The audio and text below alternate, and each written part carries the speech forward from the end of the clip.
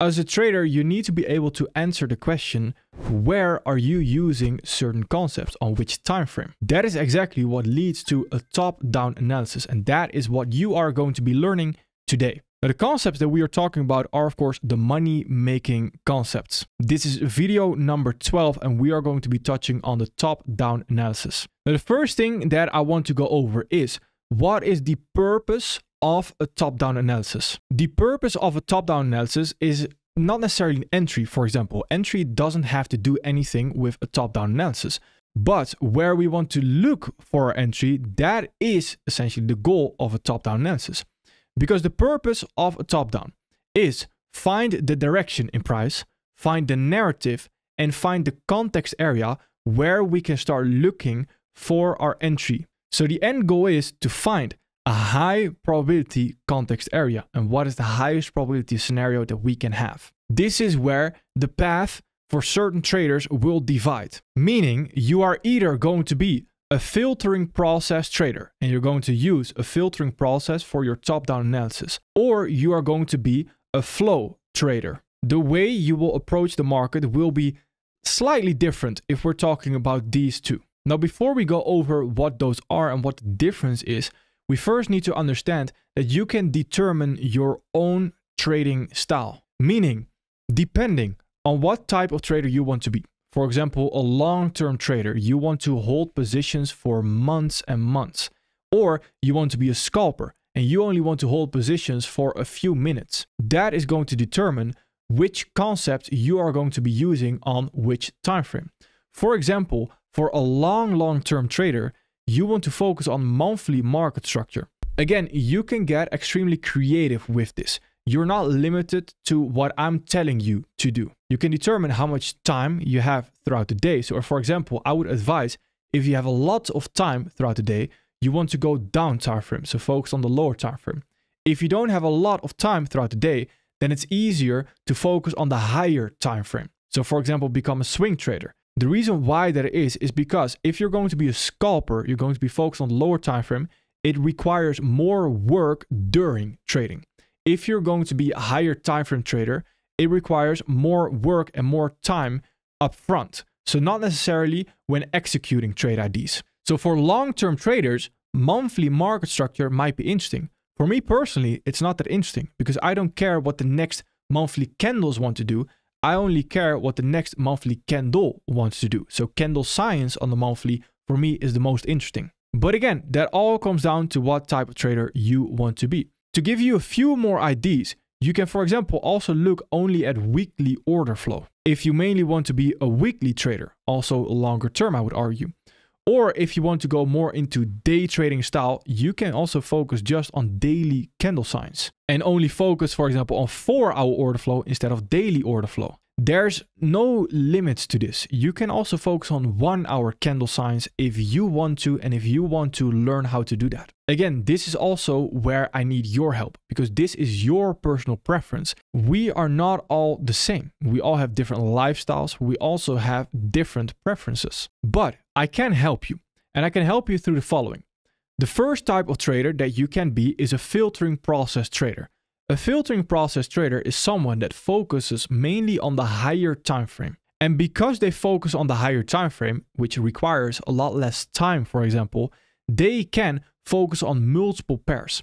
If you are planning on being a filtering process trader, I would advise to focus on Forex pairs. And when you focus on multiple pairs, you can then make use of arguments right there. And arguments means that you are always looking for the highest probability price action on multiple pairs.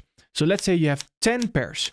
And from those 10 pairs, they're going through the filtering process. So you're going to add the arguments through a top-down analysis. And then from those 10 pairs, you will determine that one of those pairs is the highest probability.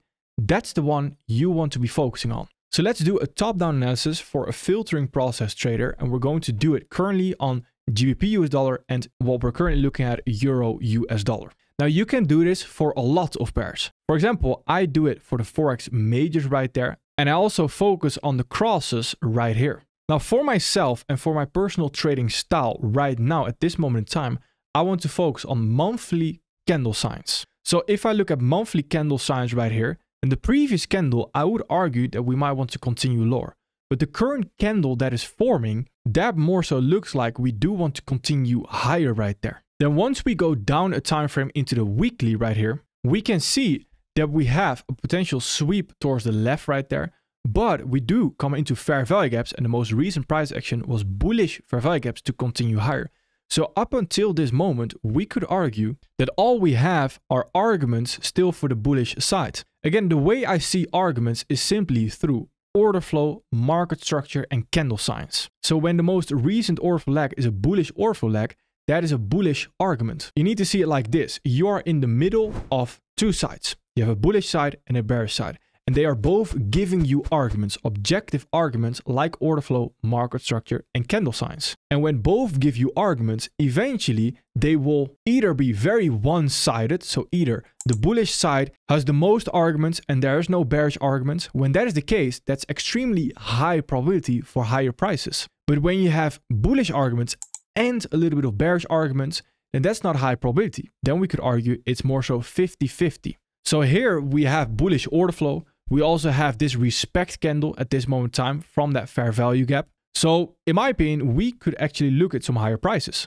So let's dive into the daily time frame right here. Now on the daily time frame, we see that we just have an expansion phase candle higher right there. If you're not already coming from previous context, so in this case, we are also coming from weekly context, that means we can also go into the 4 hour as a filtering process trader. If you do not already have either daily, weekly, or monthly context, then do not go into the 4 hour. You want to have a minimum of daily, weekly, or monthly context first before going into the 4 hour and lower. So here on the 4 hour, we do not have a context area just yet.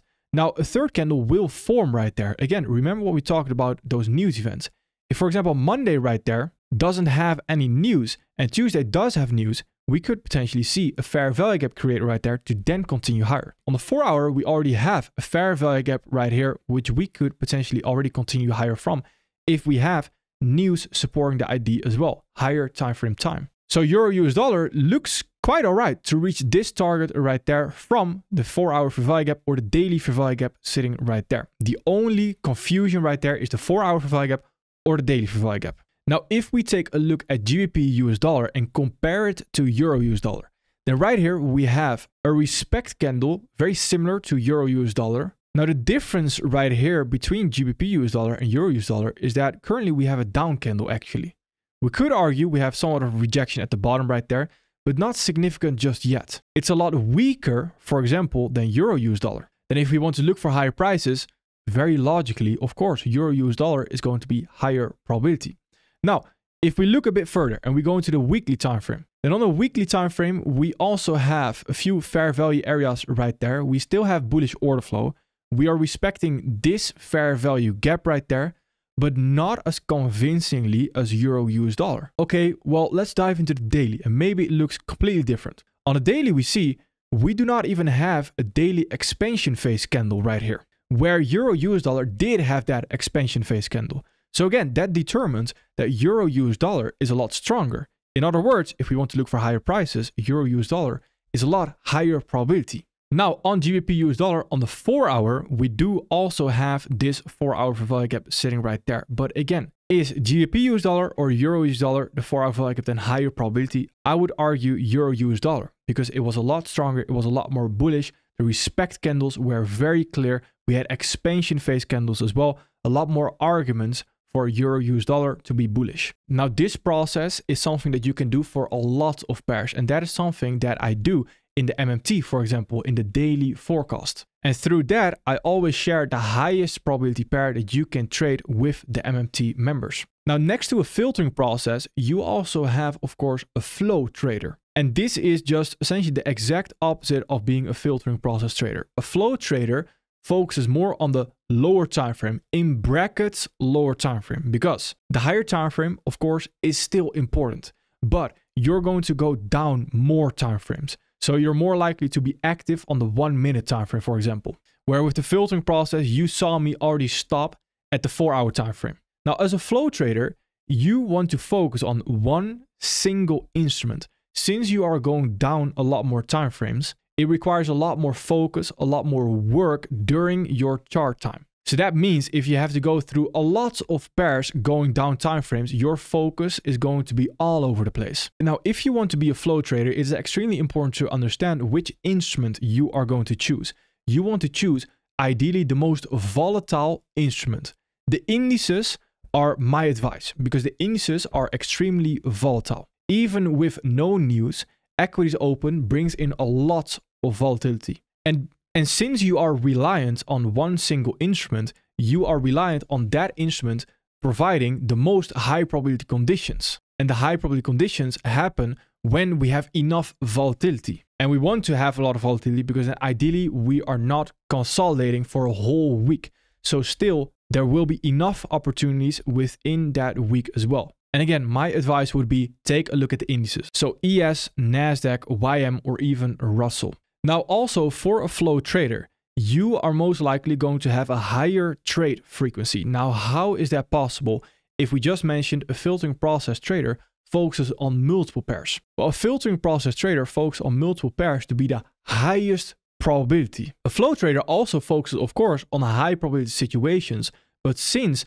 if you go into the 1 minute time frame, of course, there's a lot more candles. So there's potentially also a lot more opportunities that can also be high probability. Whereas if you're a filtering process trader, you're going to wait a lot more. Again, when I say higher trade frequency, I do not mean in one single day there will be 10 high probability trades. No, there could potentially be a high probability trade every single day. But if you have 3 high probability trade IDs throughout the week, then you are doing really good as a flow trader. Whereas a filtering process trader, you might only see a really high probability trade one time a week. So set your expectations right as well. So as a flow trader, you are still going to want to understand what the higher time frame is doing, but you're going to take less peeks at it. Meaning you're not all the time going into the monthly time frame every single day to check what it's doing. Now with a filtering process, you're most likely also not going to do that, but you are going to do it more than a flow trader.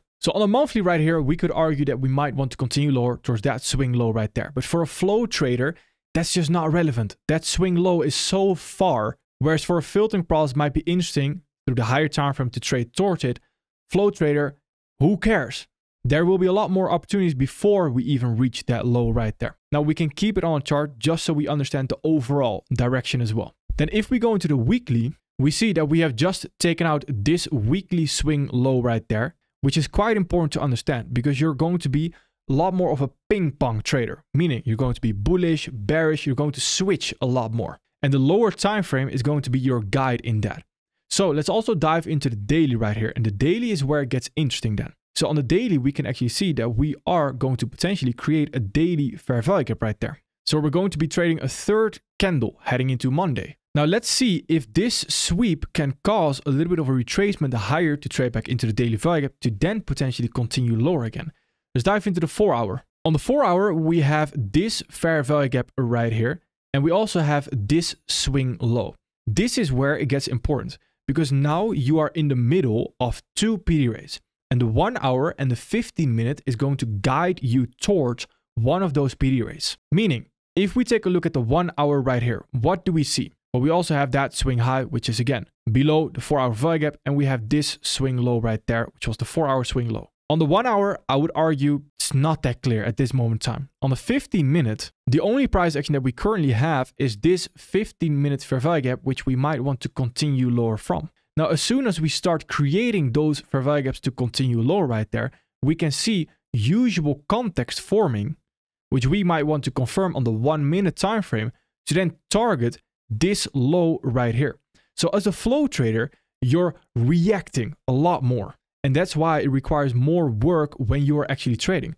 For example, this might not happen and we might actually create fair value gaps going higher right there. And these fair value gaps might actually fail to then still continue lower. So it's a constant reacting. But the important part is that the 15 minute and the 1 hour fair value gaps, they are your guide. So they will tell you towards which higher time frame PD rates we want to trade towards next. It's important to understand that being a flow trader is not necessarily better than being a filtering process trader. So both methods will help you in different stages of your life as well. For example, if you're very busy again, filtering process could be very interesting. But also, if you're gaining more capital, eventually you will reach a capital amount where flow trading is just in general not that interesting anymore. So you can go up timeframes and become a filtering process trader. But when you're just starting out, make sure that you stick to one and master that one first before you move on to the other method. Because there are a few downfalls that I want to go over as well. And a few of these downfalls are the following. I need you to understand, don't backtest. Now, hindsight backtesting is okay, like we're doing, for example, in the videos. We go over examples in hindsight. That is purely to train your eyes to see what is happening. Replay backtesting, so actually going back in price and replaying the price action, not something I would advise. The reason for that is because it builds bad habits into your trading. For example, you can take a loss, you can click 5 times, you are 5 days forward, and you can take a winner. Whilst you won't realize it just took you 5 seconds to take 5 clicks. But in real time, when you are live trading, it will take you 5 days. So you need to have a lot more patience as well. So when you go from backtesting to a live environment, you think, well, where are all the trade opportunities? Why does it take so long? That is because trading is all about patience as well. So my advice, don't backtest. Then the second advice, and this might seem very logical, is learn from your mistakes. Now, again, I say it might be very logical, but a lot of people don't do it. Some traders have been trading for 5 years and they have not seen any profitability yet. And that is simply because they don't learn from their mistakes. You're going to be in endless cycles if you just keep on repeating the same mistakes over and over. And I would also argue that one of those mistakes is the following. I've mentioned don't incorporate other concepts outside of the MMT. The reason why this is so important is because otherwise we will not get the same results, we will not get the same accuracy, it will simply be worse. Because the concepts here are designed to incorporate a lot of concepts as well, just simplified. So focus on the concepts that we have here and stick to it. Then this is unfortunately already the end of the MMC series. This definitely won't be the last series on this YouTube channel, and I definitely won't stop providing value. And if you're interested in even more value, then you are definitely going to like the MMT as well. Feel free to check it out. Link in the description is ario.io. And then I want to massively thank you. I'm very grateful for you watching the videos as well. If you follow the steps, if you stick to one mentor again, and if I may be that mentor, then I'm very honored, then you will succeed. I can guarantee you that. Well, I can quote unquote guarantee you that as well. Not financial advice. All right, perfect. Thank you.